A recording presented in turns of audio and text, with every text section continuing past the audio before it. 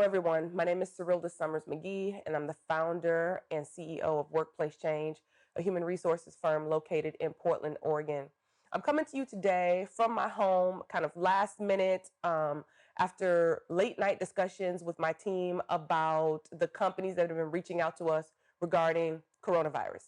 What to think about, how to be prepared to make sure they have a healthy, clean, sanitized environment for their workforce and for their customers. Through those conversations last night, we identified just a few things that have been pretty common areas where people had aha moments. And we wanted to, by way of Cyrilda, talking to you today, share with you some of the topics that we brought up that led to aha moments with our clients. So the first one is school closures. And I have notes here before me because literally last night we were having conversations about this. Last night we were putting together all the resources that we've been reviewing to make sure that we're aware and up to the minute of what's going on and the preparedness that the city and the county and the federal government are taking to make sure that the virus is contained as best as possible. So the first topic that I want to share with you is school closures, right? So if there are significant school closures or shutdowns, that can have an impact on the workplace and the workforce, meaning someone's got to be home with those babies, right? And so if there are widespread call outs, what is your protocol for limited operations? Do you have a protocol for limited operations, especially if you have clients, customers who are coming into your storefront or into your organization on a regular basis? I asked this question to you only because I think that it's better to have and not need than to need and not have, right? So out of an abundance of preparedness and precautions, sitting down and having tabletop exercises about how to prepare if there are widespread school closures like that have happened in other countries is a great exercise. The second topic that I wanted to share with you that has been brought up several times is this mandatory quarantines or recommended quarantines for sometimes 14 days, sometimes 20 days. And if that occurs, what is your preparedness regarding the workforce's ability to telework, work from home? Many of our clients, they have telework or work from home kind of casual policies, meaning, if you need to work from home, you can, or some don't have them at all, meaning we don't do work from home because we need folks right here in the organization. And then there are others who do have a pretty robust telework policy. Well, if there are significant numbers of people who need to telework, what will your protocols be? And I want you to also think about making sure that as you consider what the telework policy is it equitable, right? Are only the executive level folks having opportunities to telework? What about hourly staff, right? Exempt versus non-exempt. This is very complex and nuanced human resources and management types of discussions based on FLSA rules, laws. And so to sit down and think about if-then scenarios, if 20% of your workforce needs to be quarantined, or if 40% of your workforce is out because schools have closed, what can they work from home? Is it appropriate to work from home? How are you monitoring breaks and lunches and things of that nature? These are the kinds of conversations you should begin to have right now out of an abundance of caution. Again, it's better to have and not need than to need and not have. Also think about operations, right?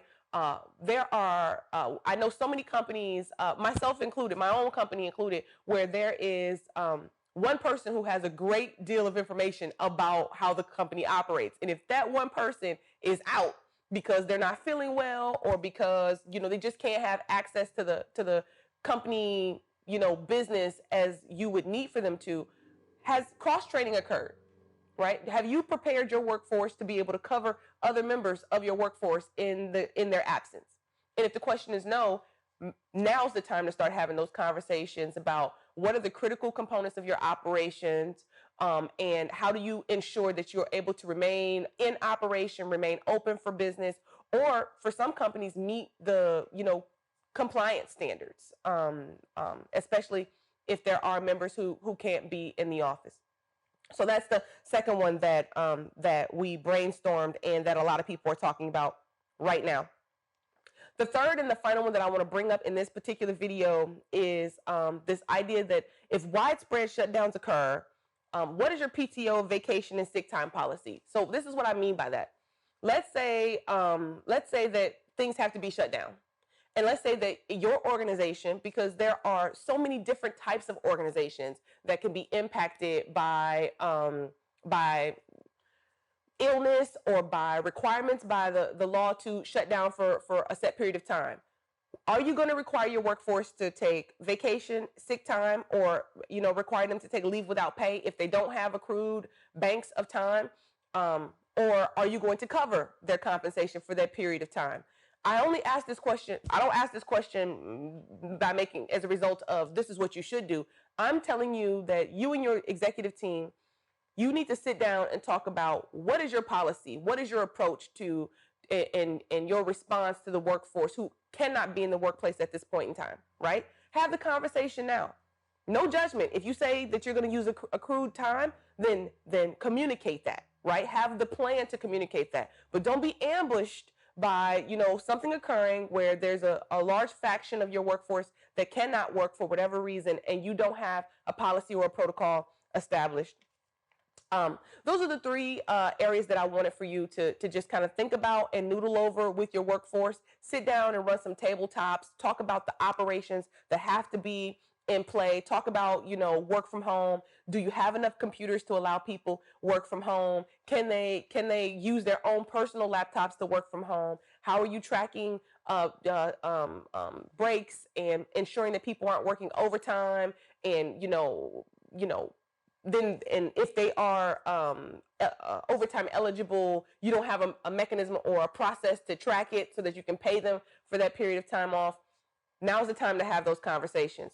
Also, know that we have shared with you at the bottom of this video the links that we are reviewing to just be up to the minute on what's going on in our particular region as it pertains to coronavirus. Also, the best practices on sanitation, hard and soft surfaces, all of those kinds of resources we have listed for you that we are reviewing. This is only a few things for you to explore. There are so many more that you should be discussing, but I wanted to prompt you to start having these conversations now out of an abundance of caution. There are no, significant problems before us right now, but again, it's better to have and not need than to need and not have. My name is Cyrilda Summers McGee. If you need our assistance, if you have questions for us, you can go to our website, which is www.workplacechanges.com. You can also connect with us on social media. We will be live and we will answer all of your questions along the way. We're here to help. Thank you.